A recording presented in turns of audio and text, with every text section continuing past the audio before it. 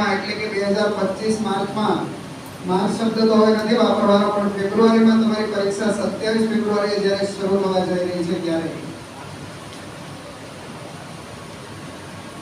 આપણી ડાયસ પર સરની બરોબર બાજુમાં બેઠેલા ગણેશભાઈ ઘાસકટા કે જેઓએ ઘણી બધી શાળાઓની અંદર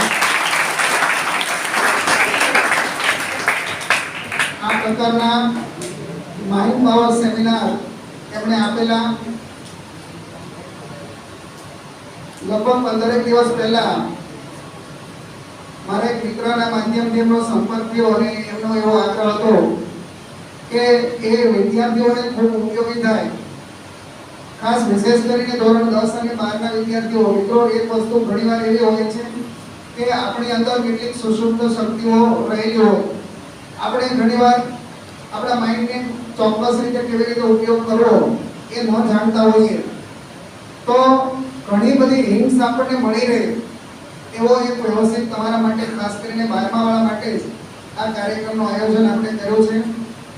વધારે સમય નથી લેવો.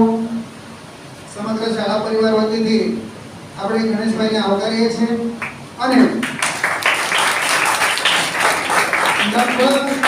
તમારો 1 કલાકનો માત્ર આ કાર્યક્રમ છે. ખૂબ શાંતિથી કોઈ પણ વિદ્યાર્થી મિત્રોને સાંભળી લો. ફરીથી એકવાર હું અહીંયા છું. કોઈ પણ વિદ્યાર્થીને વચ્ચેથી મારે ઊભા કરી અને પછી આવતીકાલે મારે શિક્ષકની ઉજવવો ન પડે એ ખાસ ધ્યાન રાખજો, બરોબર? એટલે આ તમને પહેલા એક નમ્ર અરજ કરી દઉં છું. શિક્ષકે કે અમારે અરજ ન કરવાની હોય પણ છતાંય કરું છું, બરાબર?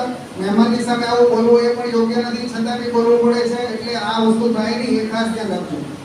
તમારા માટે આ કાર્યક્રમ કરી છે, શાળામાં ઉત્સાહ ધરાવે છે. વારંવાર આવા કાર્યક્રમ તમને કંઈક મળે એટલા માટે જે કરીએ છીએ. તો ફરીથી એકવાર આપણે વધારે સમય ન લેતા તમારો માત્ર 1 જ કલાક, એક્ઝેક્ટ 1 કલાક પછી આપણે આ કાર્યક્રમ પૂર્ણ થશે. એટલે 5:10 કે 5:15 બરાબર તમારા 2 પીરિયડનો સમય લે જે તમે આમાં બેઠો છો મિત્રો, એનો યોગ્ય ઉપયોગ થાય એ ખાસ કરવાનું છે.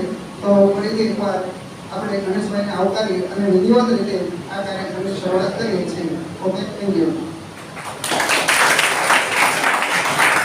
નમસ્કાર. નમસ્કાર. આજે તમારી વચ્ચે હું અહીંયા 1 કલાક માટે તમને એક સેમિનાર આપવા જઈ રહ્યો છું. આ સેમિનારની અંદર તમારી અંદર પડેલી જે અનંત શક્તિ છે એનો પરિચય કરાવવાનો પ્રયાસ છે. તમે માત્ર 1 કલાકની અંદર હું તમને જે બતાવવા જઈ રહ્યો છું, સમજાવવા જઈ રહ્યો છું, એમાંથી માત્ર 5 કે 10% પણ તમે શીખશો અને એપ્લાય કરશો તો હું તમને ગેરંટી આપું છું, હું તમને વિશ્વાસ આપું છું, તમારા જીવનમાં ચોક્કસ બદલાવ થશે. એગ્રી છો બધા? હવે મારા સેમિનારની અંદર 3-4 રૂલ્સ છે. એ રૂલ્સ તમારે ફોલો કરવા પડશે. કારણ કે હું ફ્રી સેમિનાર આપું છું તો મારા સેમિનારની અંદર મોટે ભાગે હું 10% લોકોને ભગાવી દેતો. એટલે આપણો સેમિનાર ચાલુ થાય છે ત્યારથી પૂરો થાય ત્યાં સુધીના જે આપણા ગુરુજનો અહીંયા બેઠા છે એની સંપૂર્ણ જવાબદારી હું લઉં છું. તમારે મારી સાથે સીધા કોન્ટેક્ટમાં રહેવું પડશે. શિક્ષક મિત્રોને હું વિનંતી કરીશ તમે બિંદાસ હવે બેસી જાઓ. આ વિદ્યાર્થીઓને આખા 1 કલાકની જવાબદારી હું લઈ લઈશ. તો પહેલો રૂલ્સ છે કમર ગરદન સીધી રાખવી પડશે. કોઈ પણ વ્યક્તિની કમર ગરદન ભાંગડો તાંગડો વળી ગયો એટલે તરત જ આવી રીતે હું એને કહીશ અને ભગાવી દઈશ. આ મારો રૂલ છે, ઠીક છે? તો તમારે પહેલો નિયમ પાળવાનો છે, શક્ય હોય ત્યાં સુધી કમર ગરદન સીધું રાખવાનું છે. બીજો નિયમ છે એ ખૂબ મહત્વનો છે અને એ નિયમ એ છે કે તમારી બધાની આંખોનો કોન્ટેક્ટ મારી આંખની સાથે રાખવાનો છે. અગર તમે આંખોનો કોન્ટેક્ટ તોડ્યો એટલે તરત જ હું તમને ઊભો કરી અને બહાર મોકલી આપીશ. અપમાન થાય એવું બી કરીશ. તૈયાર છો બધા? આયાના ઊંચા અવાજે બોલવું પડશે. કેટલા લોકો તૈયાર છે? મારી વાતના નિયમો પાળવા માટે ઊંચો હાથ કરીને મને સહમતિ બતાવો. હું જે રૂલ્સ કહું છું એ બધા લોકો એગ્રી. અહીંયા ધ્યાન. હાલો લલ્લુ, બરાબર ભૂલ કરી તો કાઢી મૂકો. હા તને કહું. હા અહીંયા ધ્યાન રાખો. ઊંચો હાથ કરી સહમતિ બતાવો બધા.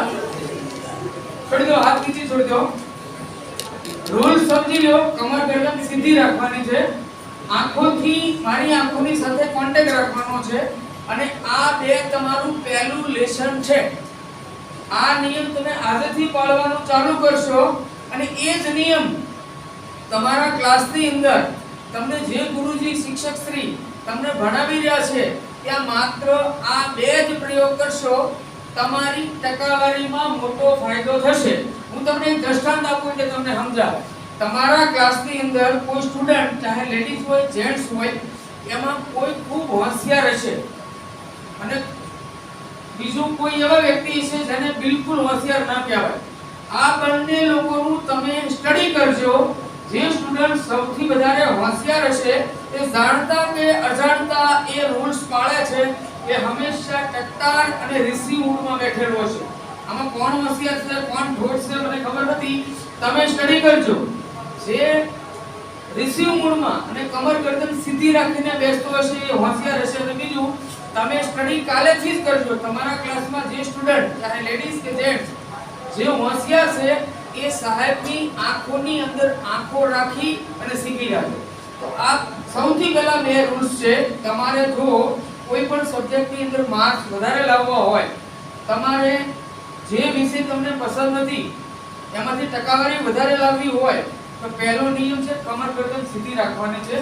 અને બીજો નિયમ છે, જે સાહેબ આપણે ભણાવી રહ્યા છે એની આંખોની સાથે કોન્ટેક્ટ હોય તો સાહેબ તમને જે શીખવાડી રહ્યા છે એમાં તમારી ગ્રહણ શક્તિ વધી જાય. તો આ બે નિયમો માટે તૈયાર છો? ઊંચો હાથ કરીને બતાવો. ઊંચો બરાબર કરો. લલ્લુ મંજૂરી તમે પૂરો ઊંચો હાથ કરો. Very good. ચાલો એકવાર જોરદાર તાળી થઈ જાય.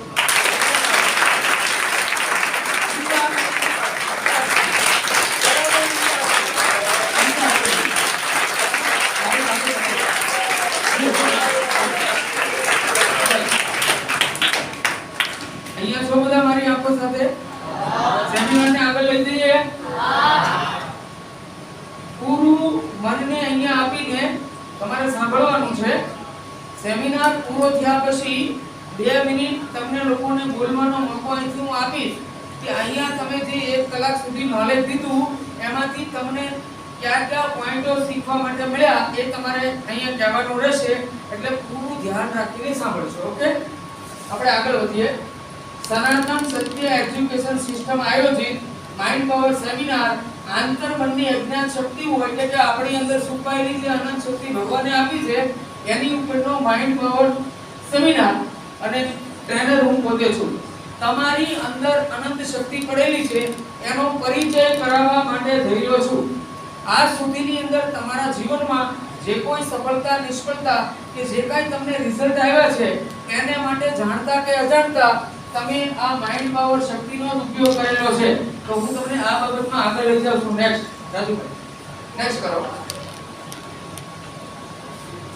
આ તમને જે નોલેજ આપવા જઈ રહ્યો છું એમાં તમને સુખ, શાંતિ, સમૃદ્ધિ, આધ્યાત્મિકતા અને સફળતા આ બધાના દ્વાર ખુલવાના પૂરા સંજોગો છે. નેક્સ્ટ રાજુભાઈ. હવે એક સવાલ થાય છે, આપણે કે આપણા ઘરના વડીલો રાત દિવસ સખત મહેનત કરે છે તો શા માટે મહેનત કરે છે? તો એનો જવાબ હોય છે માણસને સુખ જોઈએ છે, માણસને શાંતિ જોઈએ છે, માણસને સફળતા જોઈએ છે, માણસને આનંદ અને સન્માન જોઈએ છે. અગર શાસ્ત્રોની ભાષામાં પૂછવામાં આવે તો ભગવાને આપણને માણસ શા માટે બનાવ્યા? તો આપણા 4 પુરુષાર્થો છે: ધર્મ, અર્થ, કામ અને મોક્ષ. આ 4 જે આપણા પુરુષાર્થ છે એ પુરુષાર્થને પૂરા કરવા માટે ભગવાને આપણને આ શરીર આપેલું છે.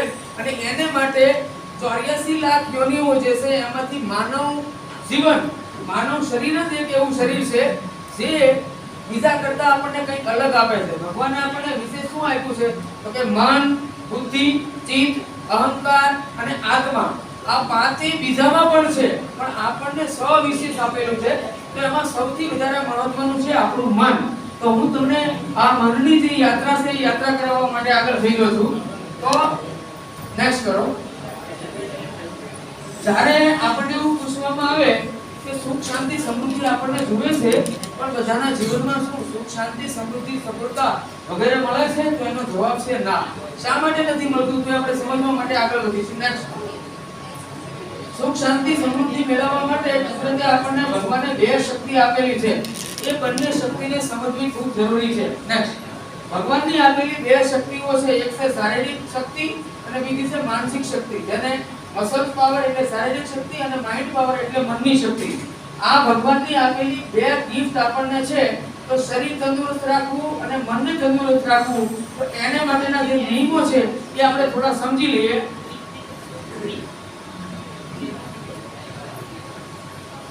અહીંયા ધ્યાન ફટાફટ, અહીંયા ધ્યાન ના છોડો, મારી આંખોની સાથે કોન્ટેક્ટ રાખો. શરીરને તંદુરસ્ત રાખવા માટેના નાના મોટા 5-6 નિયમો છે. એ નિયમોને ખાસ આપણે ફોલો કરવાના છે. એમાંનું પહેલું છે શ્વાસ. આપણા શરીરને શુદ્ધ અને પૂરતા પ્રમાણમાં હવાની જરૂર છે. આપણે જે શ્વાસ લઈ રહ્યા છીએ એ હાલમાં 30% ઓછા શ્વાસ લઈ રહ્યા છીએ.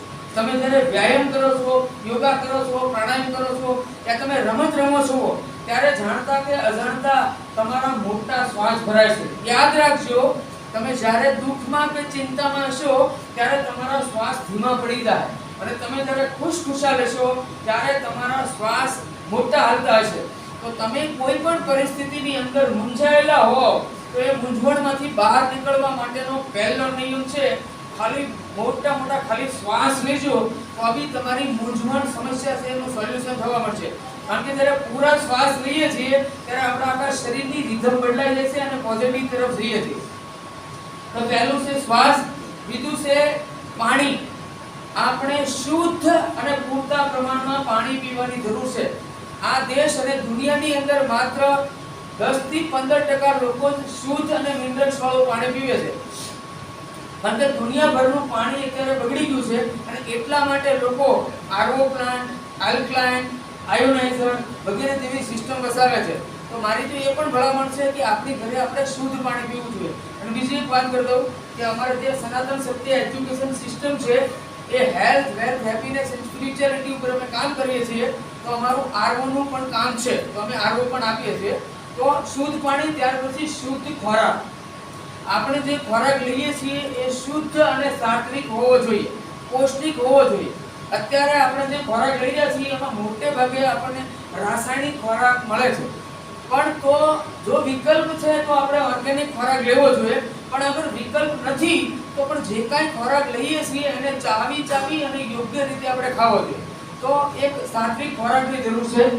અમારું જે 4 ફેઝ છે, હેલ્થ, વેલ્થ, હેપીનેસ, સ્પિરિચ્યુઆલિટી, અને સાથે એક શાકાહારનો પણ અમે પ્રચાર કરીએ છીએ. માનવ જીવનની અંદર શાકાહાર ખૂબ મહત્વનો છે. જે લોકો માંસાહાર કરી જશે જાણતા કે અજાણતા હિંસાના ભાગીદાર બને છે.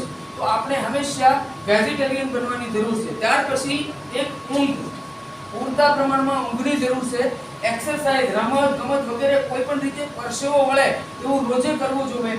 અને એક વસ્તુ છે આરામ. અગર આપણે થાકી ગયા છીએ તો થોડીક વાર માટે શરીરને રિલેક્સ કરવા માટે આરામ પણ જરૂરી છે. તો મોટા શ્વાસ, શુદ્ધ પાણી, શુદ્ધ અને સાત્વિક ખોરાક, ઊંઘ, આરામ અને એક્સરસાઇઝ, આ આપણા શરીરને તંદુરસ્ત રાખવામાં ભાગ ભજવે છે. નેક્સ્ટ. ત્યાર પછી છે મન. તો આ મનને તંદુરસ્ત રાખવા માટે પણ અહીંયા લખેલું છે. નેક્સ્ટ કરો ભાઈ, આગળ નેક્સ્ટ કરો. મનને તંદુરસ્ત રાખવા માટે સકારાત્મક વિચાર, સકારાત્મક વાણી, સકારાત્મક વાંચન, રિલેક્સેશન, મેડિટેશન અને વિઝ્યુલાઇઝેશન, આ બધા મનને તંદુરસ્ત રાખવા માટેની કસરતો છે. આ બધી વાતો આપણા સેમિનારની અંદર ડાયરેક્ટ અને ઇનડાયરેક્ટ આવતું રહે છે. નેક્સ્ટ, આગળ વધીએ. હવે મુખ્ય સવાલ આવે છે. આ જે મનની વાત આવે છે એના માટે હું ચાહું છું એકવાર જોરદાર તાળી થાય. જોરદાર.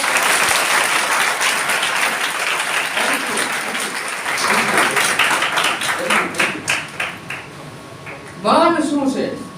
વોટ ઇઝ મન? મન કોને કહેવાય? મન ક્યાં છે? કેવી રીતનું છે? જ્યારે મનની વાત આવે ત્યારે મોટે ભાગે આપણે એવું કહેતા હોય કે અહીંયા મન છે. પણ મિત્રો યાદ રાખો, મન અહીંયા નથી, અહીંયા મગજ છે. મગજ શક્તિ અને મનની શક્તિ, બંને શક્તિ અલગ છે. તો મગજ અને મન એ બંને વસ્તુ અલગ છે. તો આપણે એને સમજવા માટે એક ચિત્ર જોશું. નેક્સ્ટ, જે મગજ છે આપણું એ હાર્ડવેર છે. એને જોઈ શકાય છે, એને સ્પર્શી શકાય છે, એને રિપેરિંગ કરી શકાય છે, એને નાશ કરી શકાય છે. પરંતુ મન છે એ આપણું સોફ્ટવેર છે, જે અનવિઝ્યુઅલ છે, એક પાવર છે, શક્તિ છે, પણ દેખાતું નથી. દાખલા તરીકે વાત કરું, અહીંયા લાઈટ ચાલુ છે, પંખો ચાલુ છે, તો પંખો આપણને દેખાય છે, પણ એની અંદર જે વીજળી સર્વાઈવ કરી રહી છે એ આપણને દેખાતી નથી. તો મન છે એ આપણા શરીરની અંદર એક શક્તિ છે, એક એનર્જી છે, અને એ જે ભગવાનની આપેલી સૌથી મોટી ગિફ્ટ છે. તો મારે તમને આ અનવિઝ્યુઅલ જે શક્તિ છે એ મનની શક્તિ બાબતમાં હું તમને આજે આગળ લઈ જાઉં છું. પાછળથી આવેલા મિત્રો અને પાછળથી આવેલી બહેનો, તમને નથી ખ્યાલ એટલે ફરી વખત રિપીટ કરું છું. સેમિનારનો રૂલ્સ છે, કમર ગરદન સીધી રાખવાની છે અને મારી આંખોની સાથે કોન્ટેક્ટ રહેવો જોઈએ. પાછળથી જે વિદ્યાર્થીઓ બહેનો ભાઈઓ આવ્યા એને નથી ખ્યાલ એટલે રિપીટ કરું છું. આમાં ભૂલ કરશો તો બહાર ભગાડીશ. ઓકે, નેક્સ્ટ આગળ વધીએ. તો આ થઈ આપણા મનની વાત અને આપણા મગજની વાત. હવે મન જે છે એ આપણા બે પ્રકારના મન છે. એક છે જાગૃત મન અને એક છે અજાગૃત મન. હવે જે જાગૃત મન છે એમની પાસે 10% શક્તિ છે અને આપણું અજાગૃત મન જે છે એની પાસે 90% શક્તિ છે. પણ આ બંને મન છે ને, આ બંને મન એ બંનેનો એક સંબંધ છે. એમાં 10% શક્તિ વાળું જે મન છે એ બોસ છે અને 90% શક્તિ જે ધરાવે છે એ અહીંયા સેવક છે, નોકર છે. તમને નવાઈ લાગશે, જેની પાસે ઘરમાં 90% પાવર હોય એ